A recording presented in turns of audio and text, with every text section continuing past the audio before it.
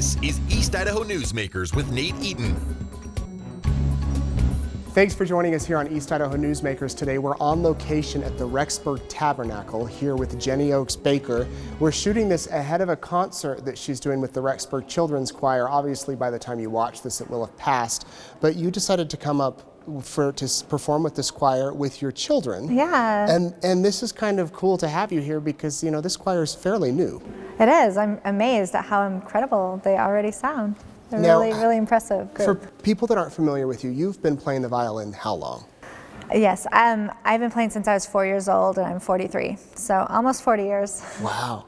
And how did you hit it big? I mean, you have you've had best-selling albums. I mean, what's the secret? Just step by step. I mean, there's some artists that just like they have their, you know, moment where they were discovered. Or my career has been kind of step by step, little like here a little, there a little, which I think keeps you a little more grounded. Maybe I've worked really hard, and Heavenly Father's blessed me with tremendous opportunities.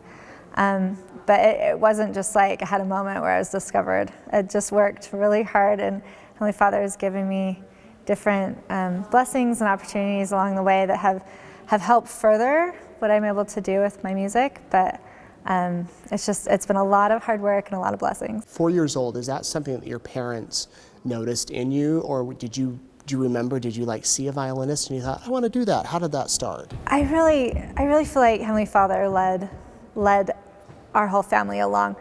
My parents never kind of had this vision for my life necessarily, at least at first. And then after basically what happened is my mother had an appreciation for the arts and wanted her children to develop talents for music, amongst other talents that parents want their kids to develop.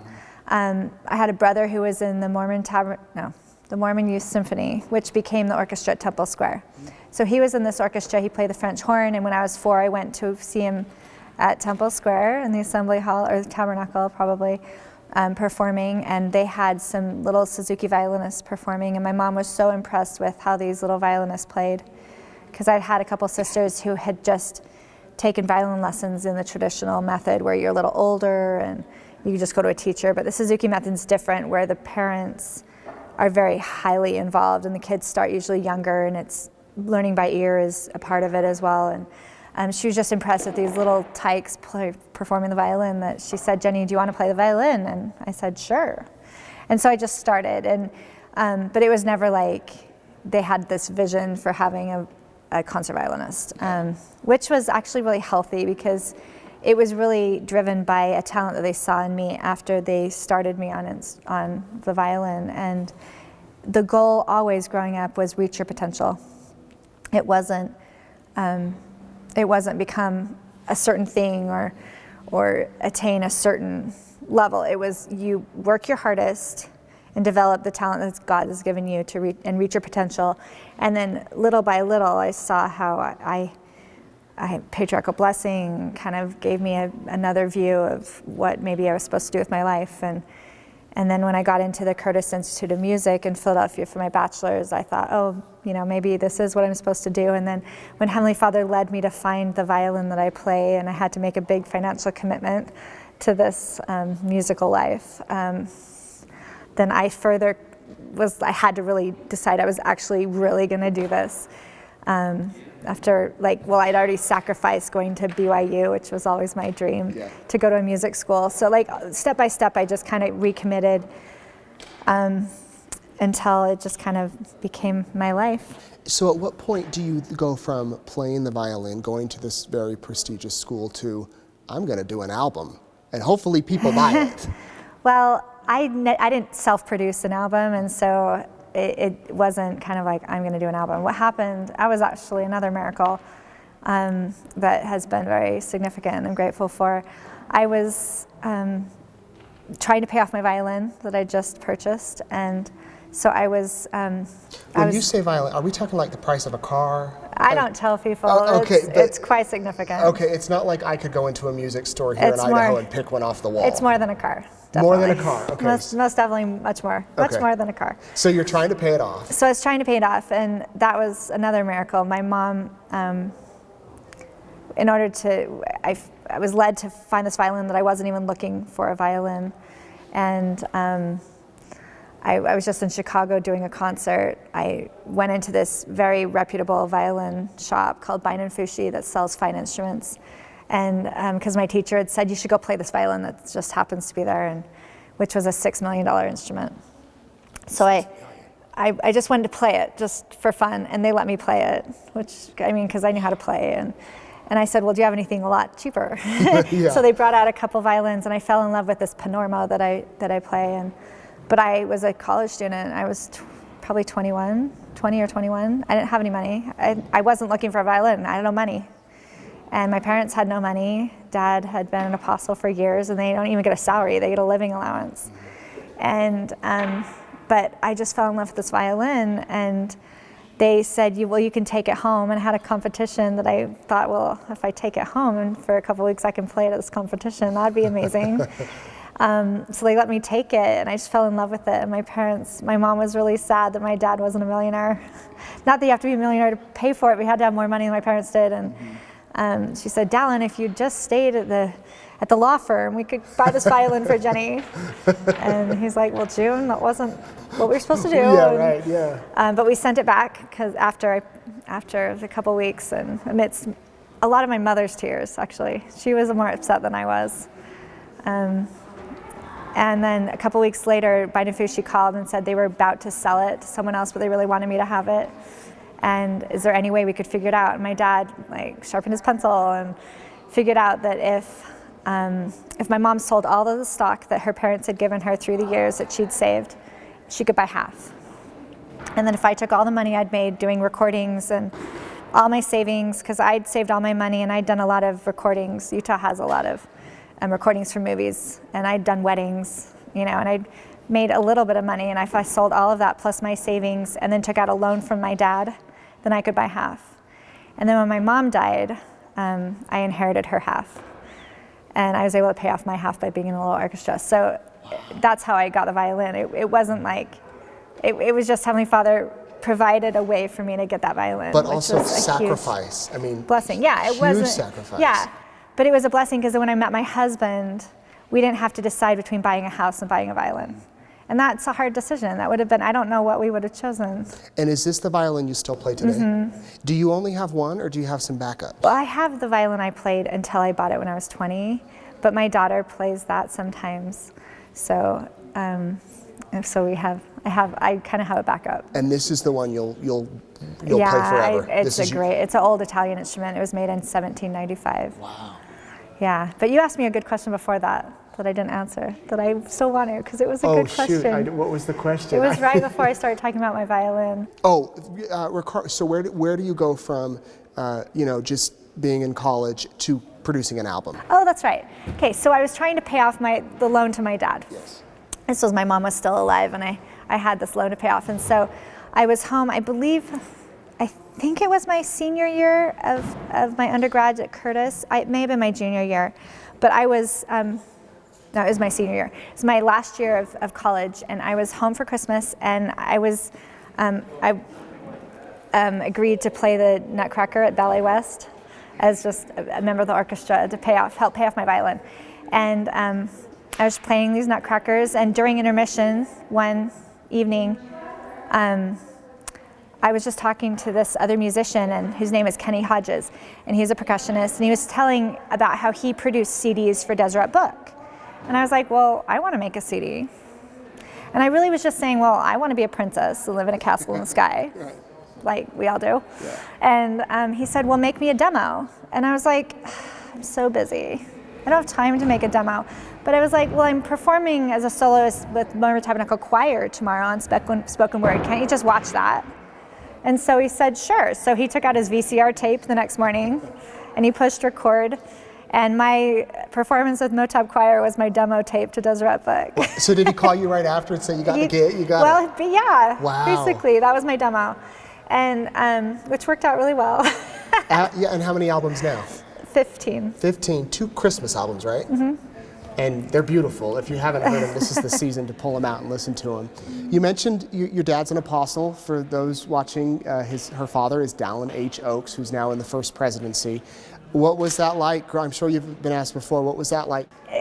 You know what? I was 9 when he was called to be a member of the Quorum of the 12 Apostles. And before that, he was president of BYU, Provo, and he was on the Supreme Court of Utah. So it's not like he came out of total obscurity.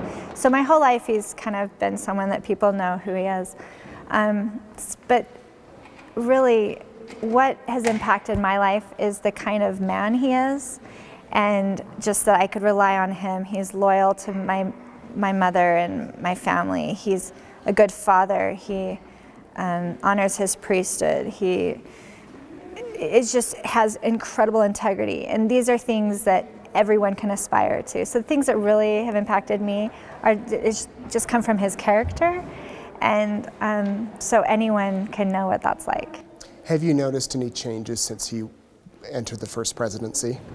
Yeah, the First Presidency is it's a very different calling than apostle, and they have a little more time to ponder, and they don't travel as much as apostles. Apostles are they all work incredibly hard and work 24/7 and give their entire lives.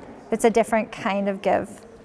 The apostles are out in the people, like 5 out of 6 weekends a month they're traveling, and they go on lots of two-week trips overseas, and they're kind of the worker bees, and they're inspired worker bees. They're very inspired worker bees. First Presidency is a little different, where they're at headquarters a little more of the time, and people bring them what they've worked on, and they make the decisions. And I mean, this is a generalization. I'm not there, but so he hasn't traveled as much, but he feels even more of a responsibility to further the work of the Lord. And he's always felt that responsibility, but yes. I think it's even more. And so do you see him more? Yeah, probably. Yeah, which I appreciate. And he and President Nelson seem to have a genuine friendship. Yeah, there. All the brethren do. It's an incredible quorum of the 12 and the First Presidency. So you mentioned your husband. You guys get married. You were able to get a house and keep the violin. You have eventually 4 children. At what Me point too. do you think, we should take the show on the road? They're all very musical. Did that just kind of evolve, or was that kind of an idea you had one day? It absolutely evolved. I should have had that idea, but I didn't. And looking back on it now, I'm so grateful to God, because God had the idea, and He led us step by step, just like my career, to put our kids in music and help them develop their talents and put them on different instruments, and all of this that came together so beautifully that we're now able to perform, and it sounds amazing. I should have thought of it, because it ended up so perfect, and it blows my mind that I didn't, number one, think of it. Number two, that without thinking of it, it turned out so beautifully that I know Heavenly Father really started it 39 years ago. My mom put a violin in my hands, because if I'd thought about it last night, it would have taken 15 years, and I couldn't have thought of it, and I didn't. And I feel like God works that way in our lives when we just try to do what's right. If we give our hearts to Him, He can do amazing things with our lives that we can never even envision. It's Jenny Oaks Baker and the family 4. Your son plays the guitar. Your daughter plays the piano. Your other daughter plays the cello, and your other daughter is on the violin and percussion. So Laura, Hannah, Sarah, and Matthew. Now, we spoke with Jenny's children earlier. We asked them what their favorite part is about performing with the family, and here's what they said. My favorite part is just being with my family, because it's really, we get to spend so much time together, and getting to spend so much time together, we just been really be able to come really close, and that's just probably the best part. I like the traveling. Why is that? Because it's fun going around the world, and when a lot of times when we travel and we have extra time, we can go to fun places or sightsee. And when we go to new places, a lot of times when we perform,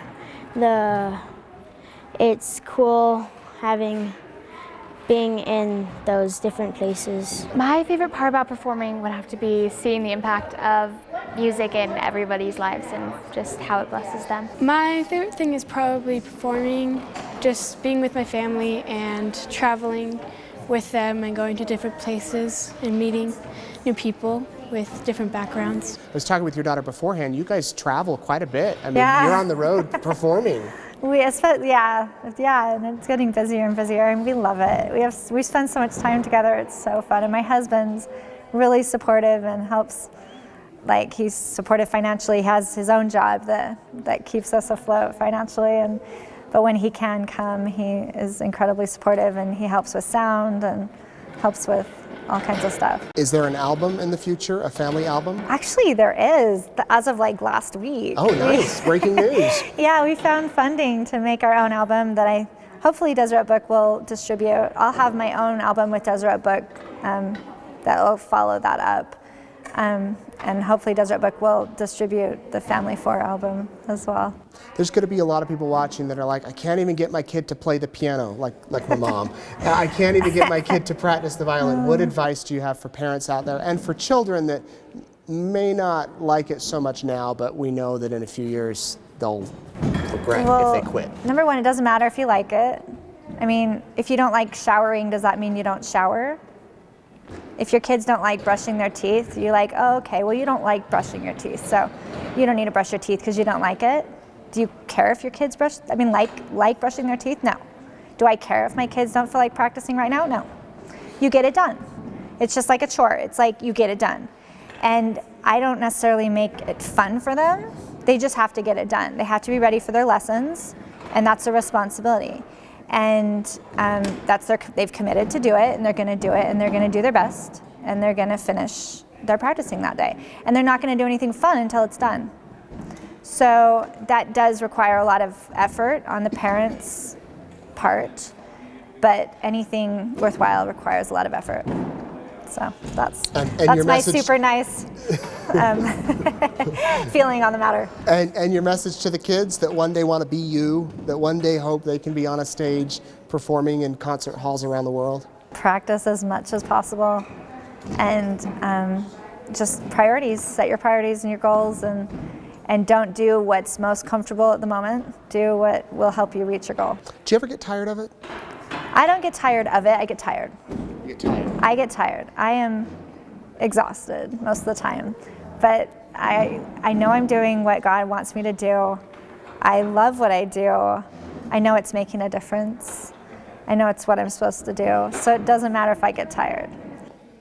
That's good advice for everybody. All right, so pull out her albums or go on her Facebook page or website and hit play. Beautiful Christmas music along with a variety of other music. Oh, real quick, Condoleezza Rice. I wanted to ask you about that music video. You recorded a music video. Was it for the 4th of July or Veterans Day? That's when it was released. A few years ago with Condoleezza Rice. How did that come about? Well, that was another miracle. I was performing at an event in Washington, D.C. that she was speaking at. It was a BYU Management Society event. And she was the speaker, and I performed Amazing Grace with a different pianist, and it really touched her.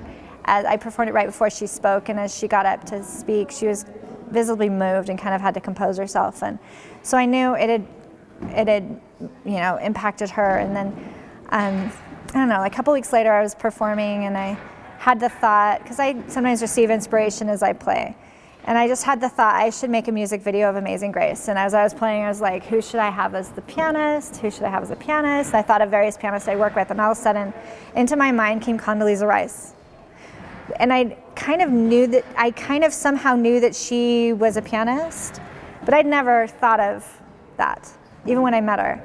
And because I briefly met her after that event. And so I know that was just inspiration. And then I mentioned it to Deseret Book because the recording that I have is a Deseret Book recording on my Silver Screen Serenade album. And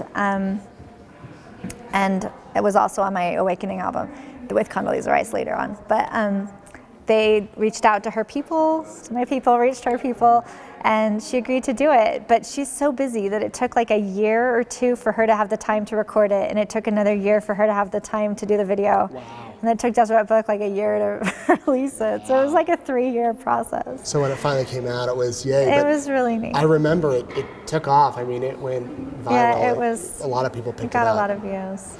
Well, nice. So. You're inspiring to so many people, and thank you for talking with us. Thank you for watching.